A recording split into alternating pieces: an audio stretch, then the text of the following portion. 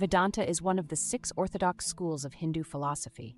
The term Vedanta means the end of the Vedas, referring to the teachings found in the Upanishads, which deal with ultimate questions about reality, the self, and the universe. At the core of Vedanta philosophy lies the exploration of Brahman, the supreme reality, and Atman, the individual self, and the relationship between the two.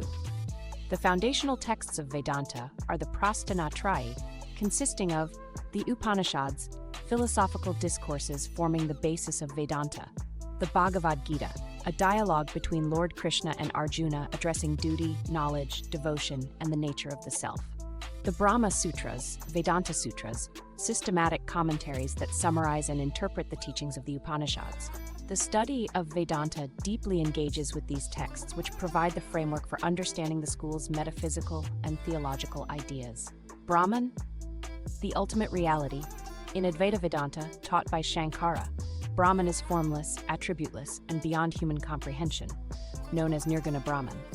Shankara posits that the world we perceive is an illusion, Maya, and that realization of one's unity with Brahman leads to liberation, Moksha. On the other hand, Ramanuja's Vishishtadvaita, qualified non-dualism, describes Brahman as saguna, endowed with attributes. In this system, Brahman is personal, loving, and worshipped as Vishnu or Narayana. Ramanuja rejects the idea that the world is an illusion, instead affirming that the world, individual souls, and Brahman are all real, albeit interconnected. These two viewpoints highlight a tension: Shankara's emphasis on an impersonal absolute versus Ramanuja's personal God. This debate forms the foundation for the philosophical disagreements between the two schools. The nature of the self, Atman. In Shankara's Advaita, the individual self, Atman, is identical to Brahman, and the sense of separateness stems from ignorance, avidya. Liberation is attained through the realization that the individual self is the same as the universal self, Brahman. The Upanishadic statement, Tat Tvam Asi, you are that, encapsulates this idea, illustrating that the individual is none other than Brahman. Ramanuja, however, argues that the self is distinct from Brahman, but inseparably connected. He compares the relationship to that of a ray of light to the sun. The self emanates from Brahman but is not identical to it. Liberation for Ramanuja is not the dissolution of the self, but its perfection through devotion and service to Brahman. While both schools agree that ignorance is the cause of bondage, they interpret it differently. In Advaita, ignorance is the failure to recognize the non-duality of existence, while in Vishishtadvaita, ignorance is not understanding one's relationship with Brahman. Although knowledge, jnana, is essential for liberation in both systems, the nature of this knowledge differs significantly.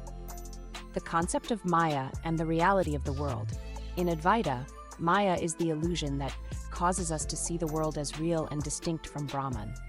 According to Shankara, the world of names and forms exists only as long as one remains ignorant of Brahman's true nature. Once realized, the world is understood to be a projection of the mind without inherent reality. Ramanuja rejects the notion of Maya as an illusion. For him, the world is a real manifestation of Brahman, and its diversity is the body of Brahman. Therefore, the world cannot be dismissed as unreal. Instead of focusing on overcoming the illusory nature of the world, Ramanuja emphasizes the interconnectedness of all beings with Brahman. While Shankara's philosophy centers on overcoming Maya through the realization of non-duality, Ramanuja's approach to liberation is through devotion and surrender to Brahman. Liberation, moksha, and the paths to realization.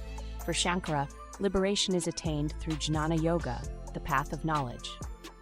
This knowledge involves recognizing the oneness of Brahman and the self, and understanding the illusory nature of the world. Liberation entails the dissolution of the ego and the merging of the individual self into the universal Brahman, which requires deep meditation, self-inquiry, and guidance from a guru. In contrast, Ramanuja places emphasis on bhakti yoga, the path of devotion. In this system, liberation is not the dissolution of the self, but the soul's eternal communion with Brahman in the form of Vishnu. Bhakti, or loving devotion, is the highest form of worship, and it is through surrender to God that one attains liberation. While knowledge is important, it is bhakti that leads to moksha in Ramanuja's system. Both schools acknowledge the role of karma in shaping one's life, but their views on divine grace differ. In Advaita, liberation depends largely on self-effort and realization, while in Vishishtadvaita, divine grace is essential. Ramanuja insists that without God's grace, liberation cannot be attained. Brahman, Ishvara, and the nature of God. Shankara's Advaita Vedanta ultimately identifies Brahman as nirguna, without attributes, but also acknowledges Ishvara, the personal God, for the sake of devotion. Ishvara is Brahman viewed through the lens of Maya, appearing as the creator, sustainer, and destroyer of the universe. However, from the highest perspective, Ishvara too is an illusion, since Brahman transcends all forms and attributes. Ramanuja's Vishishtadvaita, on the other hand, asserts that Brahman is always saguna, with attributes, and can be worshipped as Vishnu or Narayan. In this view, there is no distinction between the personal God, Ishvara, and the ultimate reality, Brahman. They are one and the same. While Shankara's Advaita considers bhakti as a preparatory step, Ramanuja places bhakti at the center of spiritual life.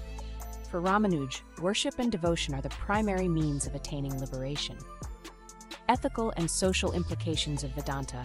In Advaita, ethical conduct, dharma, is crucial for purifying the mind and preparing for realization, but once liberation is attained, the individual transcends distinctions of right and wrong.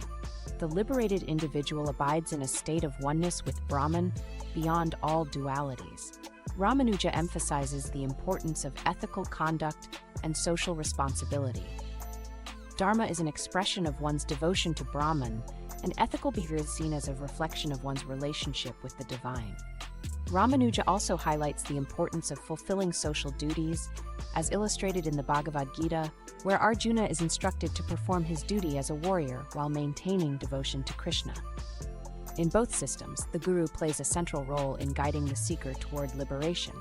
The guru helps dispel ignorance in Advaita and serves as a model of devotion in Vishishtadvaita.